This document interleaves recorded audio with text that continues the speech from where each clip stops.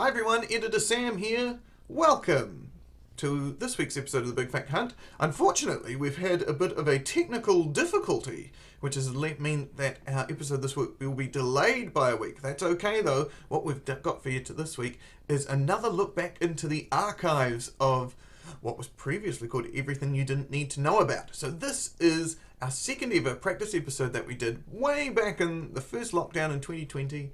And this episode is about Charlie and the Chocoalte Factory, which is one of my favourite movies, one of my favourite books as a kid. So have a listen, check it out. It was before we used to give winners and before we had a fact controller. So it's a nice look back at where we've come from and where we've got to now. So sit back, relax, enjoy it. And we'll be back to your regularly scheduled programming next week. Big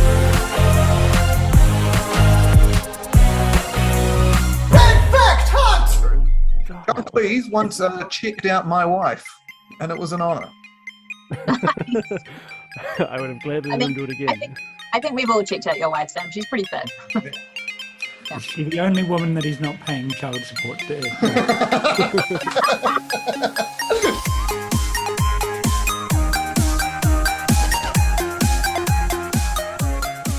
Did you know that in Charlie and the Chocolate Factory, Mike TV was originally going to be called Herpes Trout?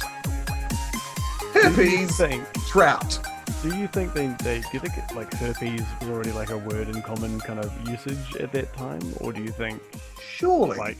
and trout the same, obviously? Yeah. Trout was very popular. I was just wondering, what do you mean by originally?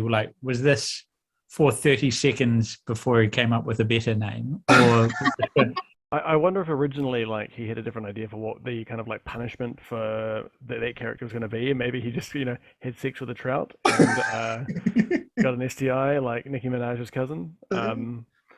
there's a bit of a theme running through the names there. You've got Veruca, which is also a small growth. Yes. Sure. Maybe Roald Dahl needed to go see a doctor. I mean, Yeah. Stuff. He designed a brain shunt. Yeah, he patented a brain shunt. I like that. I read about that. He said he just made it with his mate, who was a neurosurgeon, and his other mate, who was a toy maker. And they made the shunt to drain fluid from your noggin, and they refused to take any payment from it. So it became way cheaper to use than the old thing that what they used was just an old hose, like a garden hose. He had a Roald Dahl sad life. His kid died, then his other kid got that thing, and then his wife died. Yep. He have you read, was it Boy? I think is the name of his... Yeah. That's His- Boy and Going Solo are the two.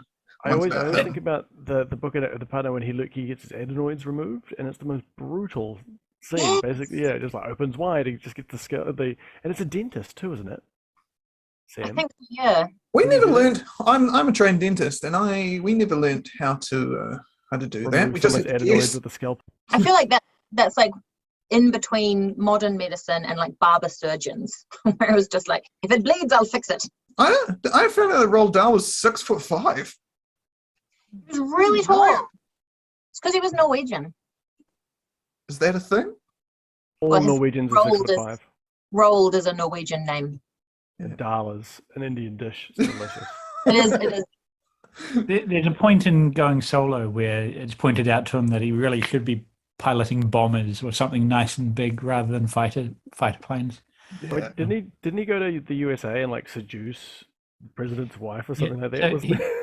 So the very end of Roald Dahl of Going Solo, but he crashes his plane and is invalided out, and he sort of stops because if he kept on going, he'd have to go into all kinds of sordid things about what he did, slept for England during the Second World War and all that sort of thing.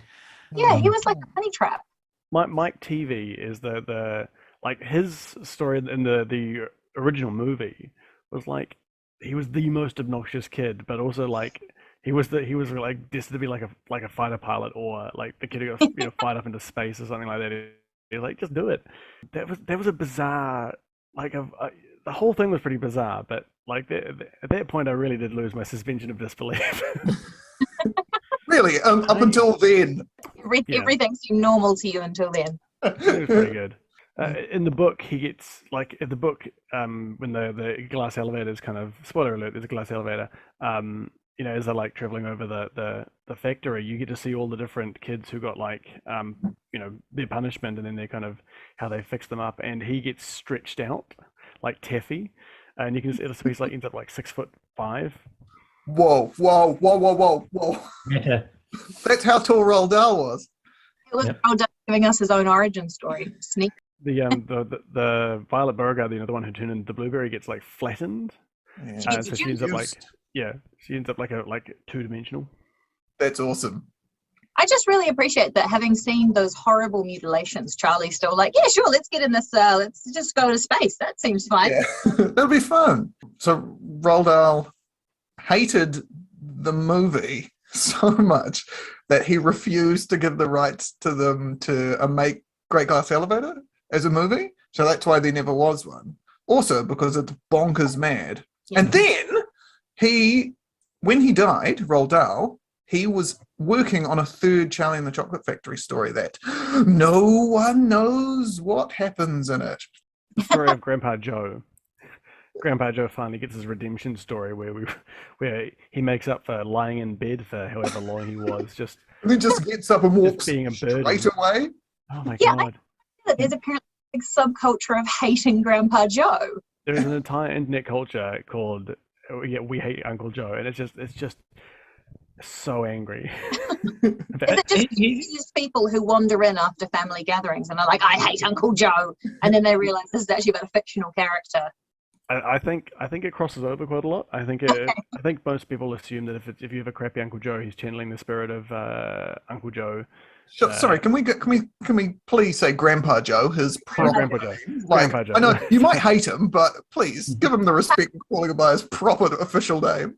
I mean, Dahl, having been invalided out in the war, would have seen a lot of people bed-bound with shell shock, and then, yeah. He immediately got up and did a tap routine in the.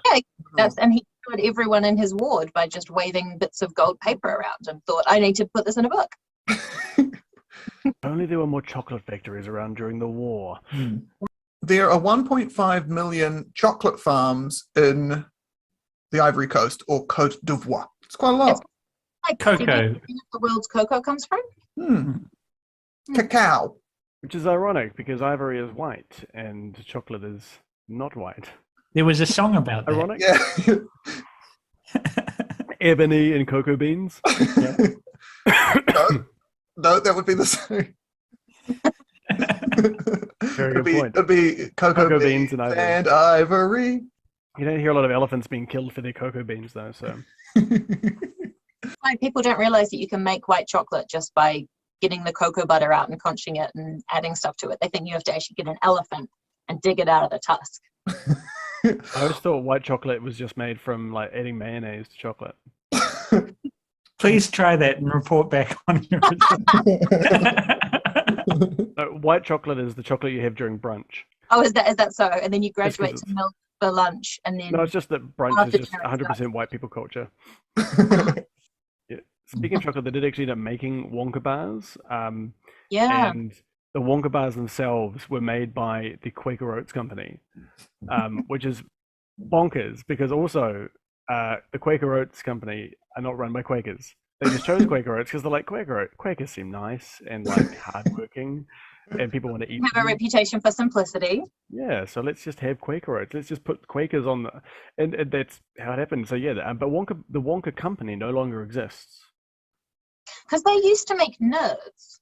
Yes, and like Wonka rope and stuff like that. Yeah. Yeah. Because we studied Charlie and the Chocolate Factory when I was at primary school, and we told our teacher that Wonka was a legit brand, and she didn't believe us and said that she would, I can't remember what she promised us, but she basically promised us something if we could prove that Wonka was a real company. So of course the next day before school we all stopped in at the dairy and bought a pack of nerds, and there was like, when she got into the classroom, there was 30 kids holding up their nerds like, treats please, give us everything. And she got real angry. Now it's owned by, now it's the Nestle Candy Company, which is Yeah. not the world of an imagination I thought it would be. No. I assume Charlie got busted for all the labour violations that he was doing, all the Oompa Loompas working extra time, no pay.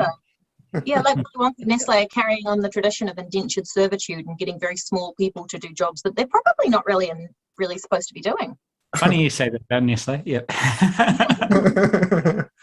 Most of the chocolate bars you see in the movie are actually wooden blocks. And the kids just got really strong teeth. Yeah. Ah. The chocolate fountain, or the chocolate waterfall and chocolate river was just brown water. They Oh. tried to make like it look more chocolatey or something, and it's just disgusting brown water. They It looks put like brown water. cream in it. It doesn't look good. Yeah. Mm. So it's water with some chocolate in it, but then heaps of cream to make it a bit thicker. But of course, then on day 4 of this, the cream was awful, and everyone hated their lives, and really regretted being in the film. And that's why many of the cast never did anything ever again. You know, the guy who played Charlie, the actor, his name is Peter Alstrom. He never acted again after Charlie and the Chocolate Factory.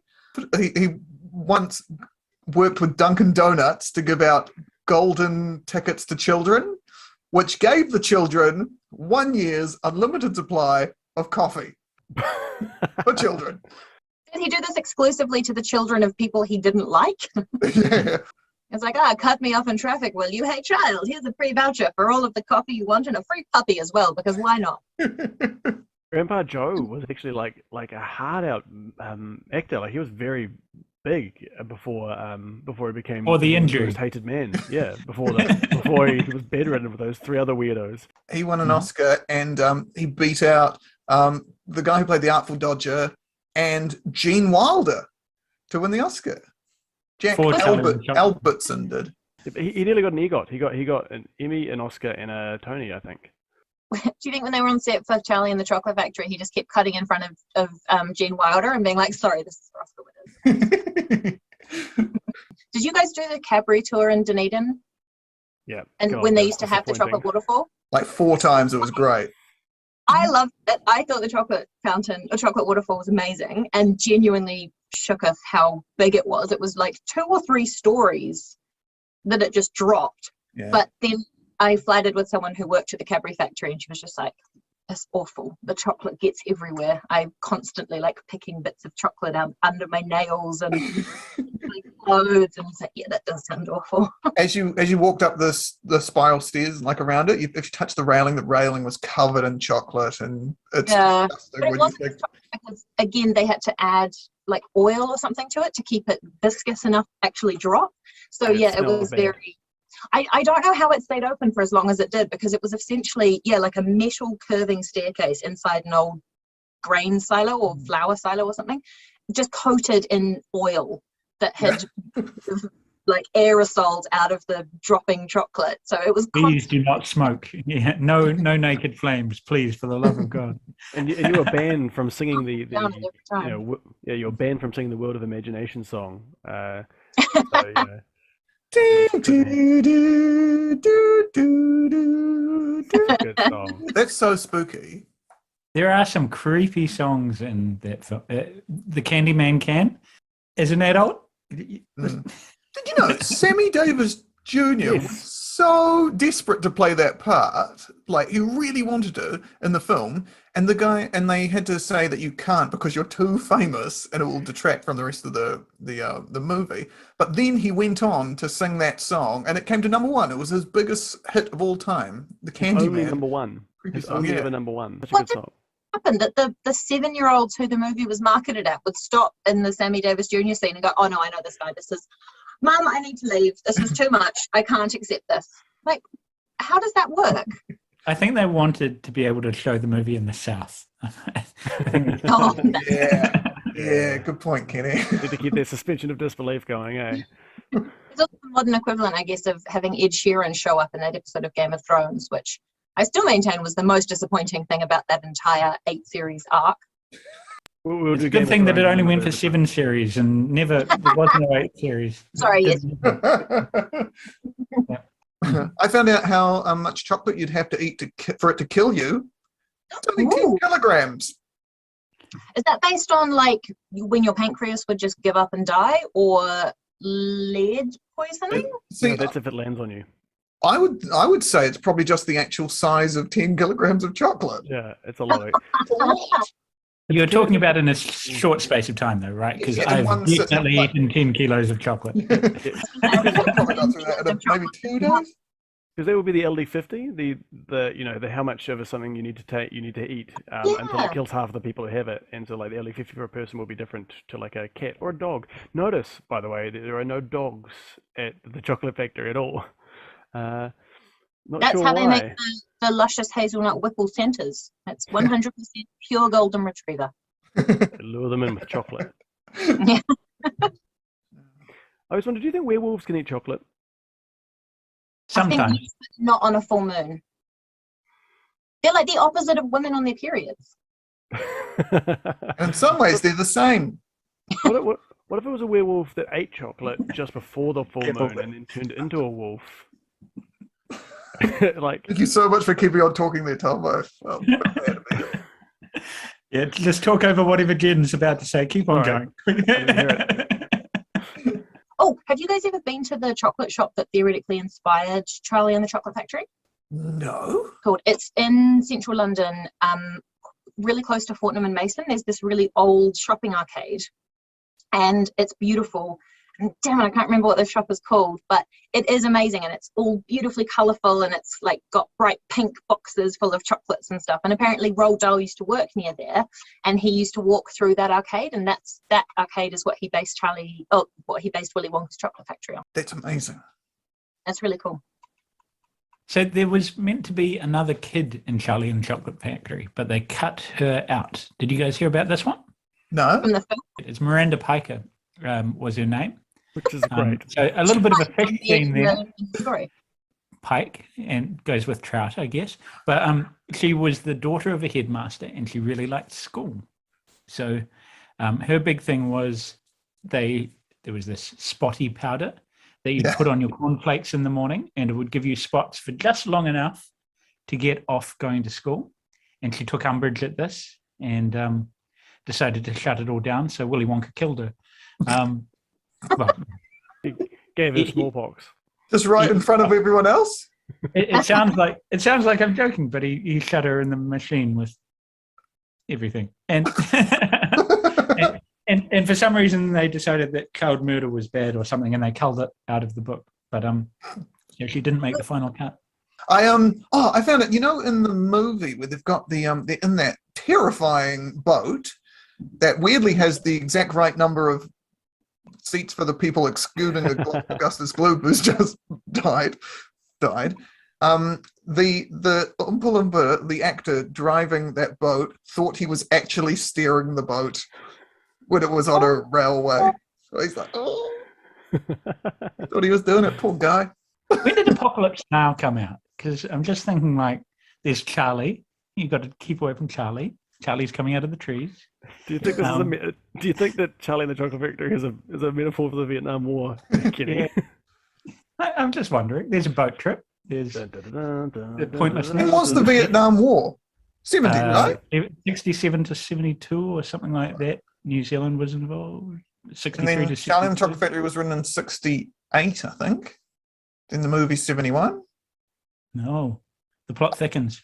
Close together. I didn't realize it was that close. Walt Disney paid for Roald Dahl's fake teeth. Wallow in his head? The ones for him to put in his face to use for eating. Oh. He bought teeth for Roald Dahl, not he bought the teeth that Roald Dahl had. So he paid for the money that Roald Dahl used to buy his false teeth with. I thought he was like, hey, you Roald Dahl, I'm Walt Disney. Do you know how much money I have? I'll buy the teeth out of your head right now. Here you go. Here's the money, and I'll take the teeth. Thank you. You don't get to say no. I've got Mickey Otherwise, Mouse I'll money. take the teeth. I've got Mickey Mouse money. What have you got? Fantastic Mr. Fox money? Not enough money. I've got Goofy money. So Roald Dahl's first kids book was called Gremlins, and it was about the creatures that all fighter pilots or pilots say come on the plane and then help crash your plane. So Roald Dahl wrote a lovely kids book about that, and then sold it to the Walt Disney Company, who paid for it. Seen that. Roald Dahl said that refused to take any money for it, except for the money to buy his false teeth, and the rest of it he donated to some sort of charity. Oh, that's really cool. Yeah. Anyway, his butt yeast was used to make beer. Sorry, what? As you may know, craft beer is kind of in a race to just continually create the most bizarre amalgams of flavors and concepts and everything else. Thank you for saying amalgam just then. That was very nice of you. And yes, someone decided to swab Roald Dahl's old writing chair, which still exists in his home in Great Missenden, No. obtain yeast from that swab and culture that to brew beer. So you can buy Roald Dahl butt yeast beer, although that's not what it's called.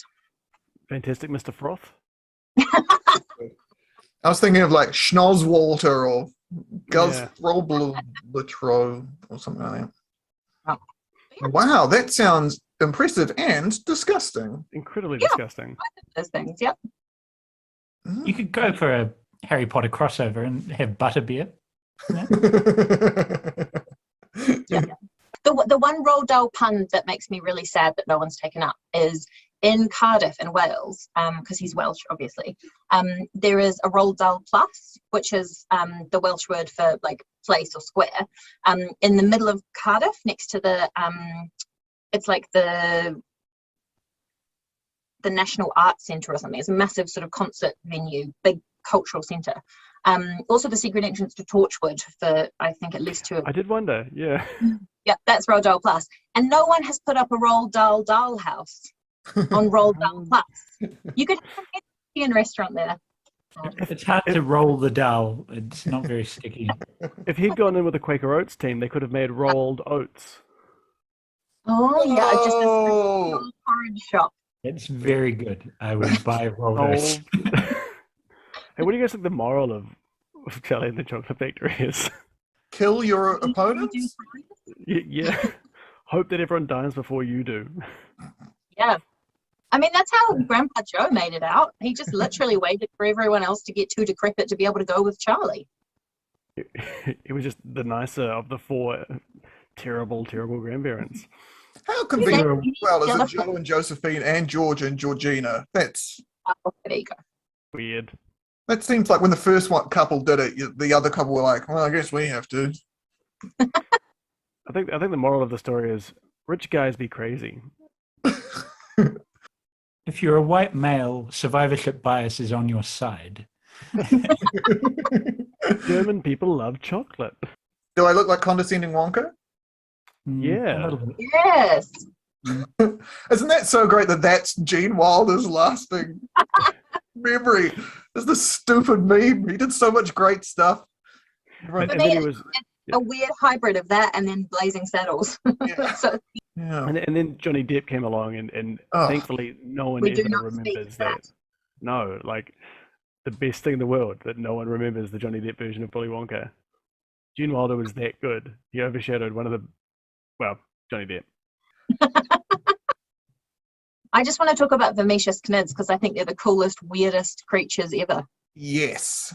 Yeah, my favorite fact about Vermeersch's knids is that before they attack humans, they contort their bodies to spell out the word scram because it's the only human word they know. Which It's I a don't know. very good word.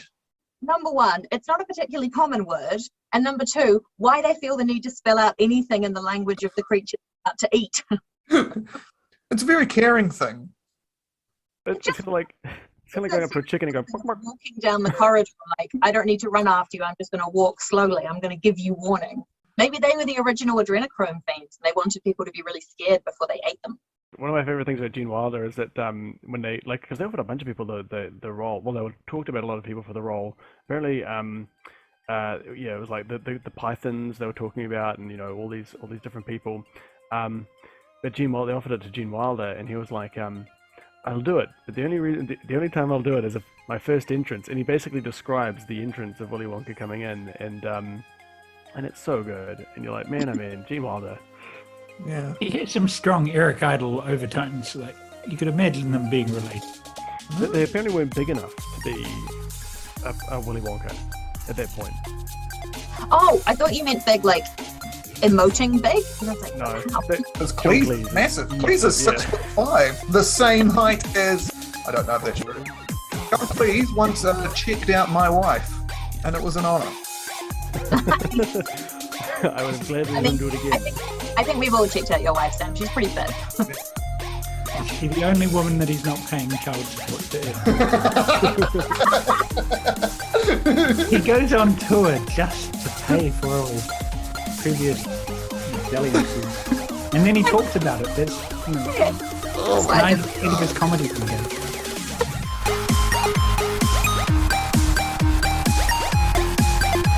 What should we do next time?